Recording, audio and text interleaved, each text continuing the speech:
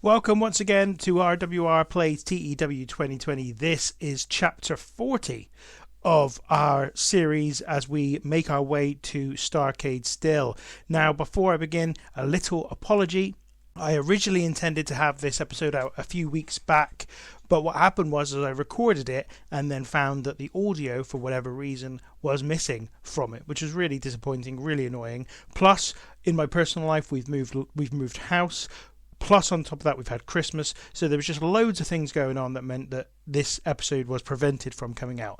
Hopefully now, though, everything goes well and we can bring you what we wanted to bring you some time ago. Also, if you've been following along with the series, please give us a subscribe. And also, if you enjoy this series, you might also enjoy the podcast, the Random Wrestling Review, which is available every single week. We've done over 150 episodes now of the show, which includes all kinds of different formats. So I think you will find something that you could enjoy over there. So, on with today's episode, and first of all, a recap of what took place on the last Nitro that actually took place quite some time ago now. We saw Sting and Ric Flair earn their place in the tag team title match at Starrcade versus Totally Buff with victory over Team Canada. They won the match when Ric Flair pinned Mike Awesome after Lance Storm inadvertently hit his partner with a steel chair. Also on the show, it was announced that Bill Goldberg will battle Rick Steiner at Starrcade. Goldberg wasn't on the last show on doctor's orders following sustaining a bad concussion at Uncensored and the following night on Nitro. Eddie Guerrero made his in-ring re-debut, but afterwards was attacked by the Jarrett administration until the Filthy Animals came out for the save. And a match was made for tonight's show when Kanyon and Bam Bam Bigelow interrupted a DDP interview and Paige challenged Kanyon to a match. Last week on WCW Saturday Night as well, we saw Great Sasuke and Kaz Hayashi progress to the final of the mini-tournament to determine new and number one contenders to the Cruiserweight tag titles, and they will face Elix Skipper and Kid Romeo in that final this week on Nitro. During the course of Saturday night as well, Dreamer and Funk were in a mad brawl with the Headhunters, and to break the brawl up, Eric Bischoff announced the tag match between the two teams for this week's episode of Nitro. So, let's get to this week's episode of Nitro and Saturday Night. So as you can see, we are in our home region of the southwest of the US, coming at you from the Pavilion at ARC in California. And the show began with a press conference which took place earlier in the day, and it was there to hype the main event of Starrcade in 2 weeks' time between Booker T and Scott Steiner for the WCW title. The press conference sees Booker T and Scott Steiner on either side of Eric Bischoff and Tony Schiavone. Schiavone is the MC for the event, and there are a number of security personnel behind them. Schiavone tells the gathered reporters that in 2 weeks' time, WCW Starrcade will present its biggest show of the year, headlined by Booker T's defense of the title against Steiner. It is Starrcade. He talks about the various credentials that the two have amassed over their respective careers, and footage is shown of Booker T winning the WCW title from Steiner back in March, and then subsequently Steiner winning the Starrcade Series final against Bill Goldberg at Uncensored. Scott Steiner is given the opportunity to speak, and he reiterates his claim that Booker T has been ducking him all year, but now there is no way out for him. The title is coming back to Big Papa Pump. Booker responds by saying he has no reason to duck Steiner, reminding Steiner that it was him who relieved Steiner of the belt back in March, and says he is pleased to be able to kick Steiner's ass once again at Starrcade. Steiner reacts angrily and gets up aggressively, lurching towards Booker T. Booker holds his ground, but the security guards jump in between the two before either can make contact. Steiner points towards Booker T and tells him at Starrcade he's finished, while Booker looks on defiantly and coolly towards his rival. So this was a really good, strong way to begin Nitro, a segment rating of 78 as we continue the build for the big match between Booker T and Scott Steiner. I don't know whether or not this is the right tact to take in terms of this rivalry. I'm very much treating this as a real kind of sports-based presentation for this title match. But I think the reason I've done that is that we've been building to the match really since the relaunch of WCW back in May, and it feels like we've done most of the hard yards in terms of the build for this match, and now it's just the formalities. So this felt like a good formality to go through the sort of press conference to sort of hype the match further. So the first match of the night is the final of the tournament to determine new number one contenders to the Cruiserweight tag team title. And as you can see here, in a bout that had decent wrestling but didn't have much heat, Great Sasuke and Kaz Hayashi defeated Elix, Skipper and Kid Romeo in 8:52 when Hayashi pinned Skipper. Sasuke was head and shoulders above everyone else in terms of in-ring performance, and this did an excellent 64 segment rating. Again, thanks largely to Great Sasuke's performance, which was 76. Really, really impressive performance from him and a really good match. And this all despite the fact that both Romeo and Skipper were off their game for this one. So, yeah, a very, very impressive performance and a good match to kick off Nitro this week. So next up we have Tony Schiavone backstage with Eddie Guerrero for an interview. Schiavone asks Guerrero how it felt to be back in a WCW ring competing for the first time in 2 years on last week's show. Guerrero says he was delighted to get up and running and was pleased with the win, but was not happy with what took place afterwards. Schiavone says that Guerrero must have expected a reaction from the Jarrett administration after Guerrero arrived back on Nitro 2 weeks ago to help the Filthy Animals against them. Guerrero agrees, but says he didn't anticipate it coming quite so fast. He says that now he's fully up to speed, however, he's not ready to slow down, and he challenges Jeff Jarrett to a one-on-one match at Starrcade in 2 weeks' time. Guerrero asks Jarrett if he's got the balls to step in the ring with him. So, a decent little rating for this one, 61. Eddie Guerrero puts out a challenge to Jeff Jarrett as their feud kind of continues since the arrival of Guerrero back in WCW.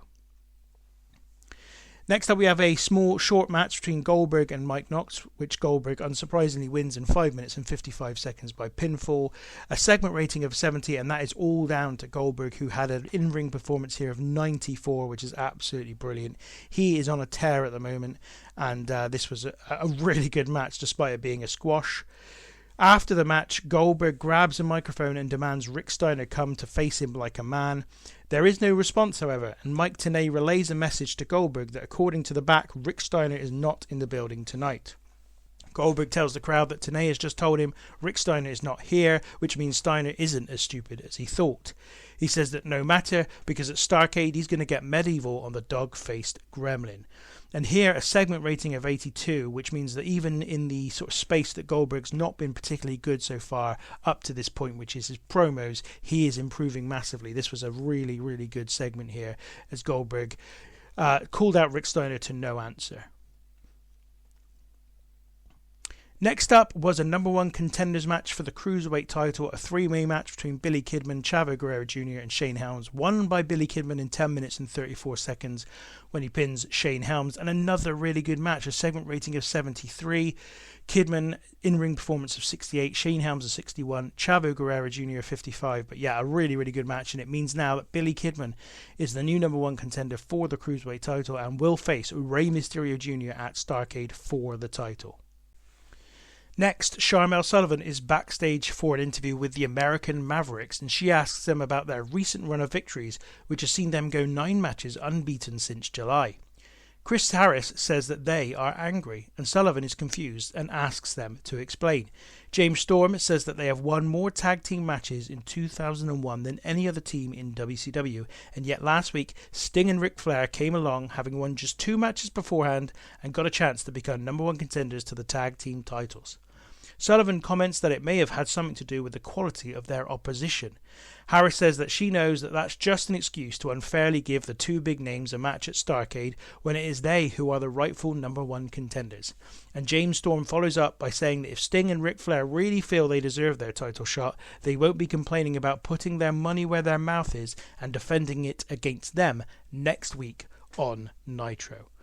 So segment we're in here, 41, not particularly great. Obviously, Storm and Harris are not the absolutely best talkers going, and they're also not that hugely popular. Most of their wins coming on Saturday night, but this was a good chance to get them out in front of the Nitro cameras and also set up a match next week with Sting and Ric Flair, which will probably be the biggest match of their career to this point. So then we see the Headhunters take victory against Tommy Dreamer and Terry Funk in their advertised match when Nick Gage chop blocks Dreamer on the apron, distracting Terry Funk, who was then attacked and powerbombed by Headhunter A and pinned. This one went 10 minutes 14 seconds, got a segment rating of 56. That's largely down to Tommy Dreamer's performance of 64, Funk 43 and the Headhunters in the 30s. But the Headhunters get the victory here, and with the help of the long-term feud, or rival I should say, of Tommy Dreamer and Terry Funk, Nick Gage. Still don't really know where this story's going, if I'm perfectly honest, but we continue on all the same. So then the camera goes to the announce table where Mike Tenay and Jerry Lawler are sat. Mike Tenay thanks the fans for tuning in tonight and reminds them that Starrcade is in just 2 weeks' time, with WCW champion Booker T versus Scott Steiner and Bill Goldberg against Rick Steiner in a no-holds-barred match. They also say that Sting and Ric Flair will challenge for the WCW tag team titles against Totally Buff. Lawler then says that tonight we have also confirmed that Rey Mysterio Jr. will defend the Cruiserweight title against his regular partner Billy Kidman following Kidman's earlier three-way match victory.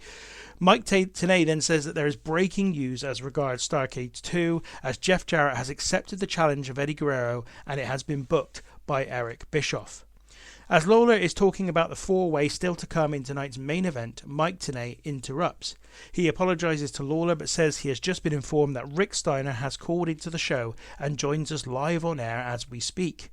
Tenay asks Steiner where he is this evening, and Steiner says that he has been at a training camp all weekend preparing for his match with Goldberg at Starrcade, but says he's been watching and found it very amusing earlier when Goldberg called him out.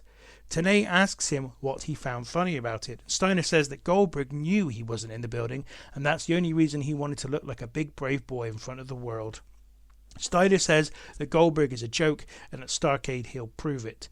Tenay then asks if Steiner will be at Nitro next week, and he says that he will be there and Goldberg better watch himself. So segment rating here of 69, just doing a little bit of business in terms of promoting what's coming up at Starrcade and what's coming up in the coming weeks, and also of course having this little call in from Rick Steiner where he taunts Goldberg to continue to build to the match between those two at Starrcade. Then the next match is DDP versus Konnan, which is won by Page in 14 minutes and 10 seconds by pinfall, a segment rating of 73, so another really good match. I did think about having this as the main event for this week, but all the same, still a really good match. DDP 65, Konnan a 60, and together they produced a 73. After the match, Bam Bam Bigelow and Konnan attack DDP and leave him lying, and as they walk away, Konnan asks the camera who the real winner was. So segment rating here of 67 as this sort of mini feud continues. And this leads us to the main event, which is a match for the number one contendership to the US title. Curt Hennig, Konnan, Lance Storm and Vampiro go at it, and the winner is Lance Storm. And what happens is that during the match, Vampiro and Hennig get increasingly angry with one another. Eventually, Hennig manages to hit Konnan with a Hennig Plex, but as he goes for the pin, Vampiro breaks it up and the pair brawl to the outside of the ring. Meanwhile, in the ring, Lance Storm hits a top rope elbow drop on Konnan and gets the pinfall. Segment rating of 72, Lance Storm becomes the number one contender to the US title and will face Mike Awesome, his partner, at Starrcade. He was also head and shoulders above everyone else in terms of performance here with an 84 rating. Curt Hennig a 60, Konnan a 67, Vampiro a 74. A number of the sort of upper mid-card guys here put on a really good match to end the show. As it turns out, if I'd have put DDP and Konnan in the main event, they'd have had a slightly higher rated match, but all the same I thought this was a good way to finish the show. And that is an overall rating of 74, which is fine for what we want from Nitro. It increased our popularity in 13 different regions. There were some good matches on this. We obviously had the Cruiserweight three-way match, the Cruiserweight tag team tournament final, the main event, and DDP versus Konnan all delivering quality here. So that is Nitro for another week. We now move on to Saturday night. Okay, so you can see that for the taping we've attracted 4,543 people, which is a really good attendance for this show. Of course, we are back in our home region of the Southwest, which always helps. The show begins with Buff Bagwell defeating Lenny Lane in 6 minutes and 33 seconds by pinfall. A segment rating here of 58. Bagwell, though, is continuing to perform really well, and he had an in-ring performance of 70 for this one, which is really decent indeed. Then Tony Schiavone says that they want to bring some footage to us of backstage shortly after the main event of Nitro when he caught up with Vampiro following the four-way match for a shot at the US title. In the footage, Schiavone asks what went wrong for Vampiro out there, and Vampiro says he has two words, Curt and Hennig.